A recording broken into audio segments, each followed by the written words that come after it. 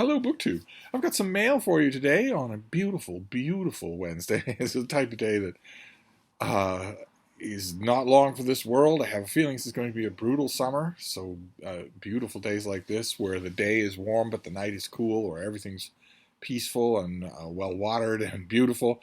I don't think they're going to last much into June, and I think there'll be distant memories in July and August. So I'm soaking it up while I can. And I have a bunch of mail here, some periodicals, some boxes, and one of the periodicals that I want to show you is not intact. The other day I went to Barnes & Noble, the Barnes & Noble in Boston that's closing, and I got a copy of the Literary Review, which I really enjoyed. I liked it a lot more than the previous copy that I got, so I might be subscribing to the Literary Review. But there was a particular review that I cut out. I tore it apart, I cut out the reviews that I wanted, and I pulled out one that I haven't seen yet. I haven't seen the book yet. The book is by Daisy Dunn, who I've read, and it's called Not Far from Brideshead, Oxford Between the Wars. And the review is by Richard Davenport Hines, who I feel certain I've read many, many times. And it's a review of that book, and it's a good review of that book. It pulls out all sorts of interesting things, made me want to read the book.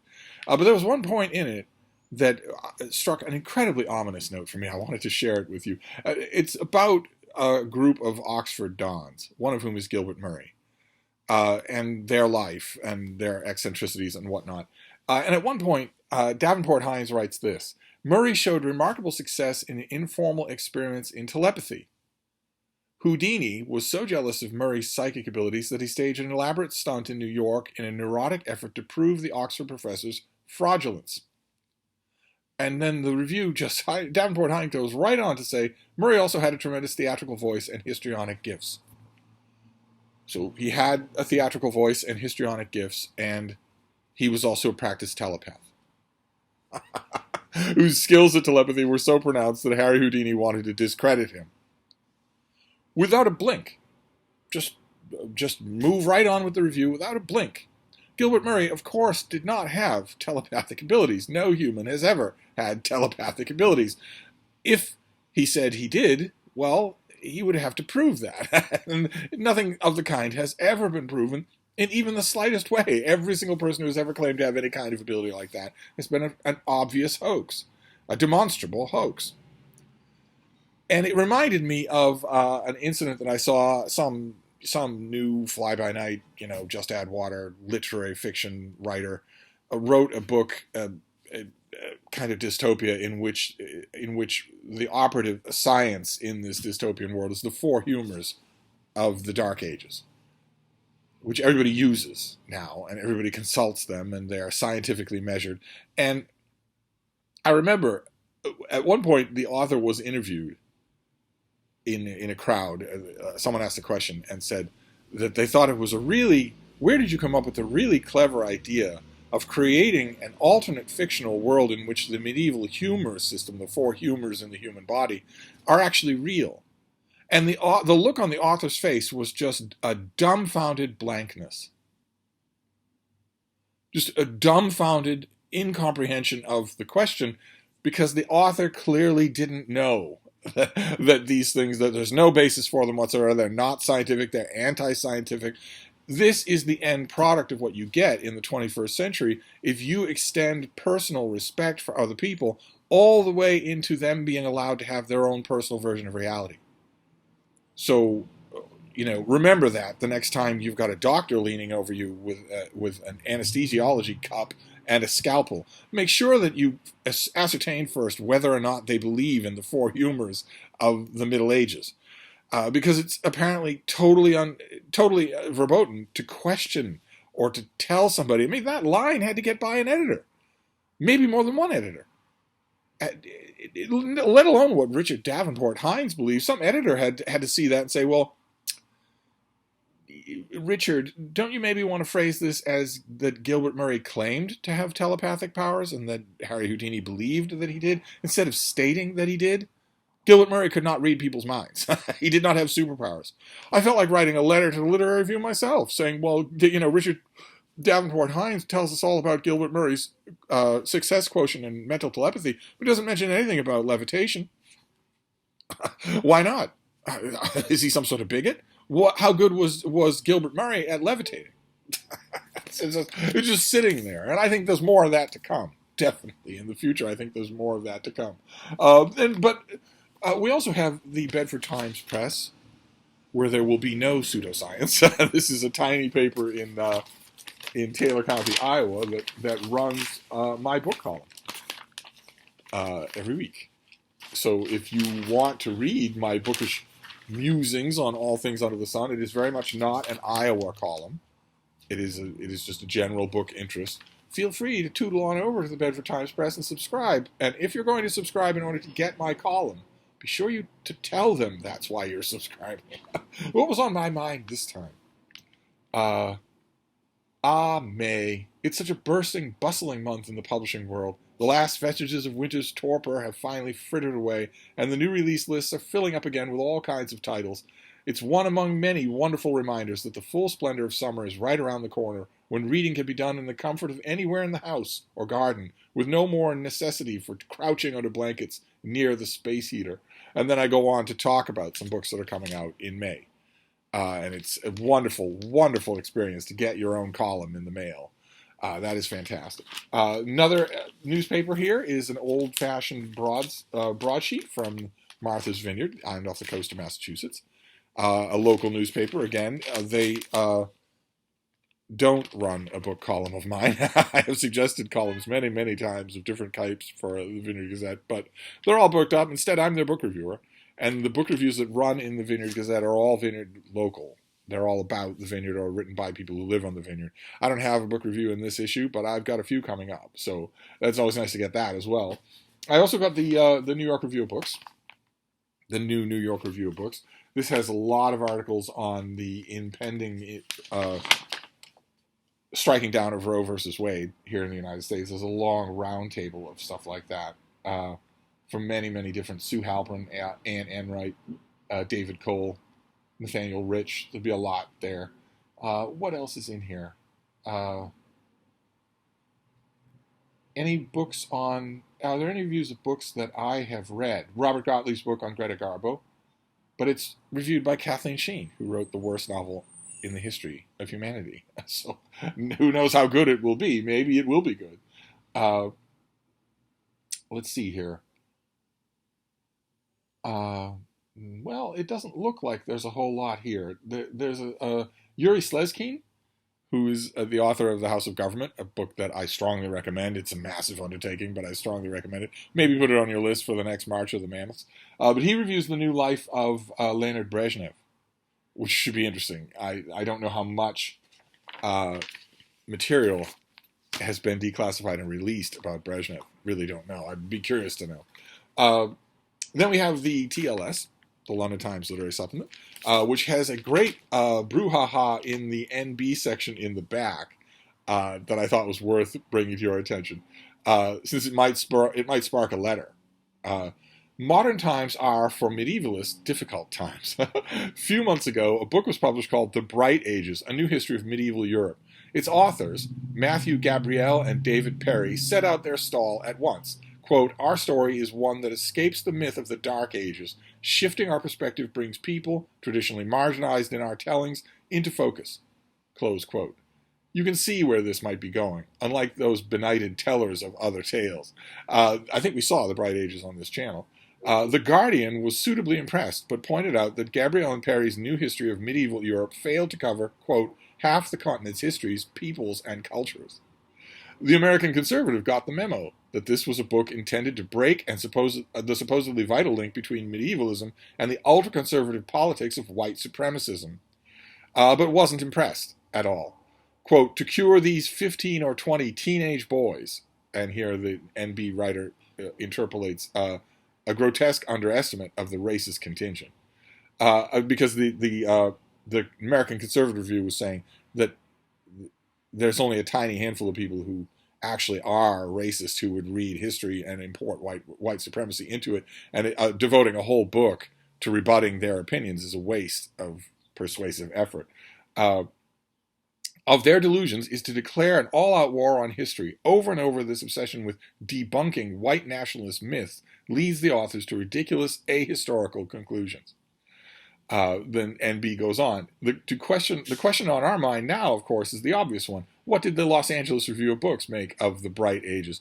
I don't know what that line means. Some sort of snidery about the Los Angeles Review of Books? They're quite good.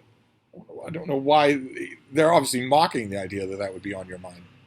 But as it happens, the LARB, a website that also publishes quarterly in print, ran a review by Eleanor Janega that calls the book, quote, necessary, worthy to become, quote, a standard work for popular audiences.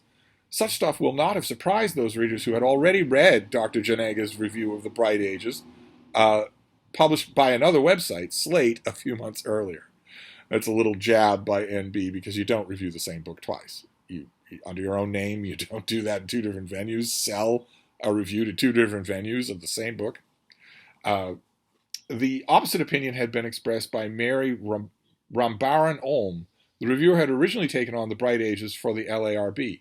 In her view, the book has some good points, but ultimately what these self-declared enemies of white supremacism have produced is merely a work of, quote, repackaged whiteness. They ignore various recent works of scholarship. There is something suspect about the lack of endnotes or footnotes, not to mention the author's use of the phrase, our story. Who is included among us? We take the general point, says NB, but in the context of the book's introductory pages, it doesn't seem too improbable to speculate that Gabrielle and Perry are simply referring to themselves. They aren't. I appreciate the sarcasm in NB, but I've read that introduction. They weren't using we to refer to themselves. Not only themselves. They were using we to refer to the right side of history versus the wrong side of history. The tribalism of history. You will agree with our presentation of these facts, or you're a bigot. In the too much time-honored fashion, after having her bracingly critical review of the Bright Ages torpedoed by the LARB, Dr. Rambaran Olm took to Twitter to complain, the modern alternative to nailing your theses on the church door, and published the piece itself on Medium. Responses have ranged from total agreement to moral outrage. Some people have even been driven to, gasp, delete their Twitter account. Without pretending to grasp the wrongs or wrongers of the case, we find ourselves wondering if this is just how medieval scholarship works. It's setting a splendid example for the kids. So that's the type of thing that the NB column loves to do, is poke fun at squabbles in the literary world. And then the last of the periodicals was Vanity Fair, which has a big, bright Star Wars cover, all about the rebellion. The rebellion will be televised. This is a fawning, a puff piece about Kathleen Kennedy's time at Star Wars, her plans for the Star Wars franchise. All sorts of shows that are coming up, The Mandalorian, Ahsoka Tano, Ben Kenobi, a whole bunch of other things. There's one, Ahsoka Tano, that's the name of the character, yes? There's one show that's coming out that features Mon Mothma. Let me get you the picture here. Yeah. And there's also a shot here behind the scenes at the studio of Hayden Christensen practicing to reprise his role as Darth Vader in Kenobi, where Vader and Kenobi are going to meet at least once in between when Kenobi cuts Vader's legs off and when they meet in the first Star Wars movie. That would be legendary if it happens, but it will be handled wrong. It will be done poorly. I got a kick out of when the story decamps to Hayden Christensen's living room with the roaring log fire while the interviewer talks to him. No hint of what that experience was really like breaks through. But, and that was good enough. That's the kind of thing that Vanity Fair does, and that was interesting to me until I was reading along, and I got a couple of articles later to this piece by Catherine Eben called Risky Business, about the origins of the COVID-19 virus, of the origins of the COVID-19 pandemic. And it's a staggering piece, just unbelievably damning. And it isn't even teased on the cover of Vanity Fair, much less the cover article. It should be. It takes the whole lab leak hypothesis that sprang to life in the winter of 2020 and has been largely sort of characterized in the press as a fringe conspiracy theory. It takes that idea, the idea that COVID-19 was a gain-of-function research product done in the Wuhan Institute of Virology instead of an accidental slippage from the real world, from the natural world, that happened a few blocks down the street at the Wuhan wet market. Something that even in early 2020, I was wondering, well, if you've got an Institute of Virology that was studying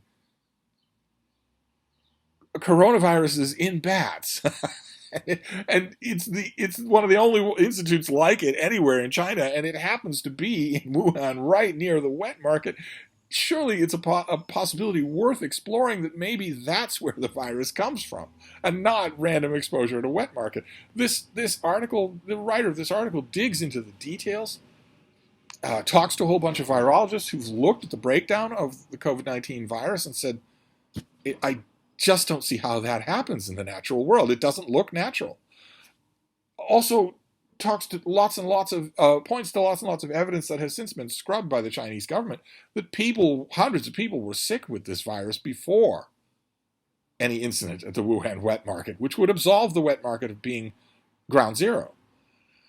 It was an incredibly thought-provoking article, and Vanity Fair obviously decided at the last minute to run from it, which is kind of weird. it's kind of important, and isn't an Alex Jones tinfoil hat conspiracy theory at all. You're asked, like one of the scientists says in the article, this is supposed to be how science is done. You explore all the possibilities and see which one lines up the most evidence. You don't decide on your narrative and then cut and paste the evidence to fit it. Yeah, that's in the course of the article. That seems to be what happened. It seems like pretty early on in 2020, a narrative was set in place that this was not a lab leak, that this was not a function of an end product of gain-of-function research. This was not a tinkered with virus that escaped from a lab. This was instead a natural phenomenon. No one's to blame. That seemed to be set in place as the official narrative. If you didn't line up behind that narrative, no matter what your questions were, then you were exiled from the public square and from the discussion. No matter how high up in the food chain you were, no matter how knowledgeable you were. The article doesn't go into conspiracy theory territory itself, but I naturally wound up thinking, well, if that's true, if that ends up being true, that a whole bunch of forces at the NIH and whatnot decided on a narrative in which this was an accidental jump from the natural world that happened in an unsanitary wet market, and definitely not anything to do with the Virology Institute down the block that was studying coronaviruses in bats. If that was chosen as the only accepted narrative, I naturally wondered why. Who cares, right? If nobody's involved, if nobody's guilty, then who cares what it is? Why would anybody have a preference? The gist of the Wuhan wet market theory is, of course, that no one's to blame. People went and shopped at the market. They had no idea what they were exposed to. No one importing these animals had any guilt except for torturing the animals, but they didn't know that any animals were sick. That scenario has the virtue of not blaming anyone. But so does the gain of function hypothesis. Even only the most crackpot conspiracy theorists would say that if this thing was studied and refined in a laboratory, someone then intentionally leaked it onto the world. No, of course it would have been that the protocols weren't followed just one time and it got out of the lab. That happens. There's no guilt there either. So I naturally started thinking, well, if you prefer one explanation to the other so much that you're willing to exclude reputable scientists from the discussion if they don't agree with you, even without all the facts being in, then maybe there is guilt somewhere along the line. That is how a guilty person would act. I don't know. I thought it was fascinating. It's the only thing in that magazine that I'm going to clip out. I'm hoping that it's the germ of a new book. No pun intended. But anyway, we've also got mail. So let's see. We've got an envelope and 2 boxes. So it could be some good stuff here. Let's see what we have. Okay, this first one is a finished copy. Have we got here? Of paperwork that I don't need. What is the date? That's what I'm automatically looking for. This is the last day in May. This comes out the last day in May. This is by Richard Boothby, and it is called Blown Away, Refinding Life After My Son's Suicide. Oh, my. Oh, goodness. So a sort of paradoxically beautiful cover there. It's a deeply human portrait of the author's struggle to survive, to process, and eventually to come to terms with the worst suffering a parent can experience, the loss of a child. One fateful night, Boothby received a call informing him that after a prolonged battle with drug dependency, his 23-year-old son Oliver had taken his own life. This book chronicles Boothby's resulting search for meaning in the face of his devastating grief, and offers valuable tools for those looking to make sense of their own suffering. Oh my. Oh, this can't have been easy to write, obviously. The author is a professor of philosophy at Loyola University. Wow. And he's written a lot of other books. It can't ever have crossed his mind that his writing talents would be pressed into service of a story like this. Wow. Okay, well, this comes out at the end of May. What was the date again? May the 31st. So I will read this tonight or soon. I'll read it very soon. That's going to be tough reading, though. Then we've got the boxes. We've got 2 boxes here. Hoping that the boxes are finished copies. That would be great. Yes, first one is finished copy. What have we got here? Oh, very good. Okay, this is due June 7th, so coming up very soon. This will be a reread for me. This is by Aaron Sachs, and it is Up from the Depths. Herman Melville, Lewis Mumford, and Rediscovery in Dark Times. Work of literary criticism from Princeton University Press. Very rare that work of literary criticism will get a broad-scale release. I think we saw this already, but for those of you who didn't, this book explores the interconnected stories of 2 of the most important writers in American history, the novelist Herman Melville and one of his earliest biographers, the literary critic and historian Lewis Mumford. Deftly cutting back and forth between the writers, the author reveals the surprising resonances between their lives, their work, and their troubled times, and their uncanny relevance in our own age of crisis. So a must for Moby Dick readers, Moby Dick fans, of course. I will happily reread this. I have the advanced copy over there, but I'll happily go over this again. So that's great. And that's also coming right up, which is good. I want things that are coming right up. Then we have a slightly bigger box, but it is very light. So this could be an example where somebody had a small book and just popped it in the nearest box. Let's see what we have. Paper can probably be salvaged. If we have a pub sheet, that would be nice. Oh no, gross. It's not a pub sheet, it's an invoice. We don't need that. Let's see here. Okay, let's just get rid of that. So it is just one book in this box. What have we got here? Okay. Well, I have the box, the packing, and the invoice, but I don't have a pub sheet for this, so we'll just read it off the book. This is by Jamie Martin, and it is The Meddlers. Sovereignty, Empire, and the Birth of Global Economic Governance. Might be another David Murphy book. What have we got here? International Economic... It occurs to me that a lot of you don't have any idea what I'm talking about when I say a David Murphy book, because he only makes one BookTube video a year. If you look him up on BookTube, you'll see a bunch of really nerdy videos from but he isn't an active BookTuber. But he loves all things economics, and he's extremely informed on them. International economic institutions like the IMF and World Bank exert incredible influence over the domestic policies of many states. These institutions date from the end of World War II and amassed power during the neoliberal era of the late 20th century. But as the author shows in this book, if we want to understand their deeper origins and ideas and dynamics that shape their controversial powers, we must turn back to the explosive political struggles that attended the birth of the global economic governance in the early 20th century. I wouldn't have thought any of that would have happened before World War II. This book tells the story of the first international institutions to govern the world economy, including the League of Nations and the Bank for International Settlements, created after World War I.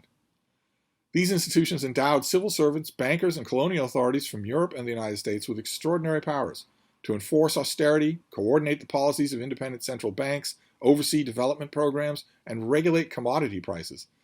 In a highly unequal world, they faced a new political challenge. Was it possible to reach into sovereign states and empires to intervene in domestic and economic policies without generating backlash? Okay, well, this does sound fairly interesting, and it sounds fairly well grounded in history, so that I might be able to understand it. Who is Jamie Martin when he's at home? Oh, good Lord. Okay. He's quite young, unless that's an old photo. He's an assistant professor of history at Georgetown University, and his writing has appeared in the London Review of Books, The Nation, and Book Forum.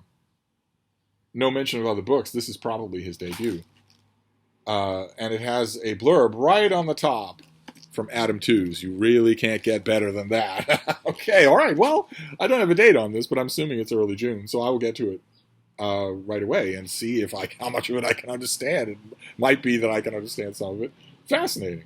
Okay, great. So we have all nonfiction to make up for the stench of the all fiction thing we had the other day. This is The Meddlers by Jamie Martin, who wants to trace world economic powers, non-state economic powers, who wants to trace them well past where I would have thought you could, all the way to World War I.